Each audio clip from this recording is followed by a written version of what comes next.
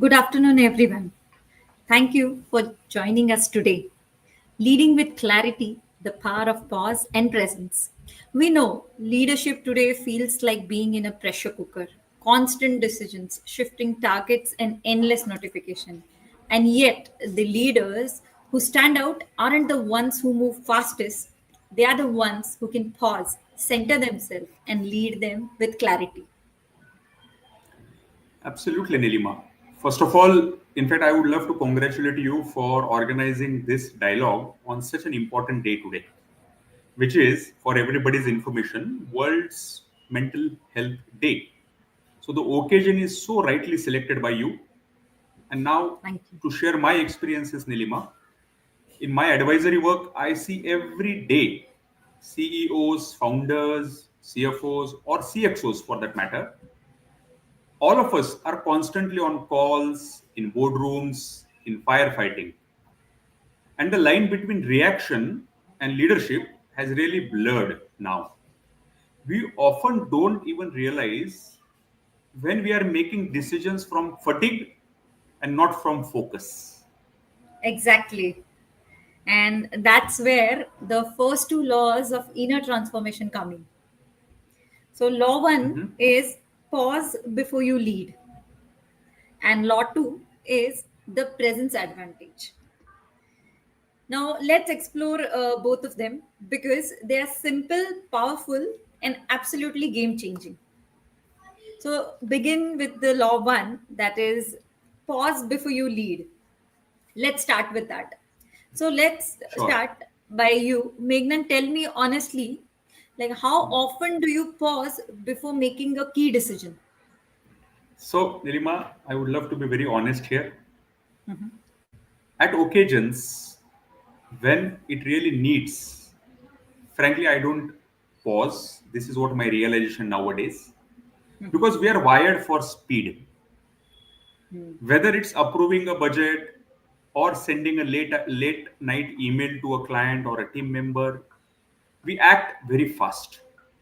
But later, I often realize maybe I could have handled that reaction better. Yeah, that's such a common pattern. Like for every CXO CEOs, I hear the same. And neuroscience also backs this up. Like under stress, our amygdala, the emotional Mhm. brain, it hijacks decision making. So this, in this case, like it is our situation is of instant reaction. So Hmm. instantly we either go in the mode of fight, flight, or freeze. But the moment we pause, even for 60 seconds, we activate our intelligent brain, that is also called as prefrontal cortex, our Hmm. rational brain, strategic brain. That's where clarity and composure live. Wow, interesting. In fact, I remember a client of mine, a managing partner in a top consulting firm, who started introducing what he called micro pauses before especially tough meetings. So when I inquired about it, he explained it very beautifully.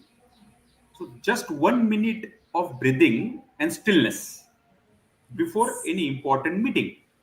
So within a month, he said conflicts reduced and meetings became sharper. It's like the pause changes the tone, not just the tempo. That's perfect example. The pause doesn't slow decisions, it sharpens them. Take example of Sanjeev Bajaj, chairman of Bajaj Finserv. He is known for taking reflective pauses during discussions. So colleagues say he will sometimes sit quietly for a minute before responding in any strategy meetings. This pause isn't hesitation, it's control. So it's how he stays composed amidst rapid changes. I really like that. The pause has control, not delay. Exactly. In mindfulness, we call this leadership gap, the space between the stimulus and response. That space determines the quality of your leadership. Absolutely. Let's try this together practically. So everyone's watching. Think of one decision that's weighing on you just today. Just one, anyone. Now close your eyes. Take a deep breath in. Hold it for some time and slowly exhale. Now ask yourself, am I reacting or am I leading? That simple question can shift you from chaos to clarity. So, a breath coming in and going out. Focus on that thing just for 60 seconds. Interesting. So, Nilima, we have paused. Now what? How does presence actually help us lead better? Can you elaborate more on this particular important aspect? Great question. Thank you for putting this forward. The pause clears your inner noise, but presence, that's about connection. It is how you show up once you have paused. Think about this. Now, in any meeting, 80% of communication is nonverbal. So, when you are distracted, like checking your phones or you're half listening, busy in something, people sense it instantly and it erodes trust. They know that your attention is not completely there. Agreed. 100%. In fact, I have seen that happen in board management meetings. Someone is talking, but the latter's eyes are on the screen and the room just shuts down.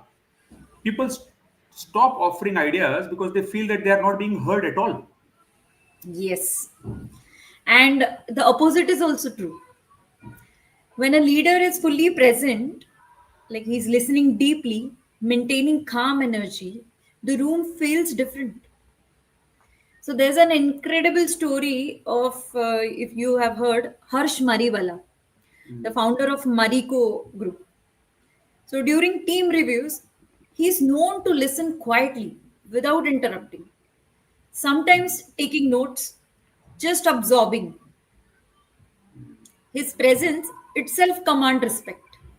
Hmm. So people walk away feeling heard, and that drives innovation. Understand. So presence is like emotional gravity. People feel drawn to you when you are fully there. Exactly. Neuroscience also explain this like through might have heard about mirror neurons. So when you are calm and grounded, others subconsciously mirror that state. So your presence regulates the nervous system of entire room. And that's why I often say presence is not soft. It's a hard leadership skill. Hmm.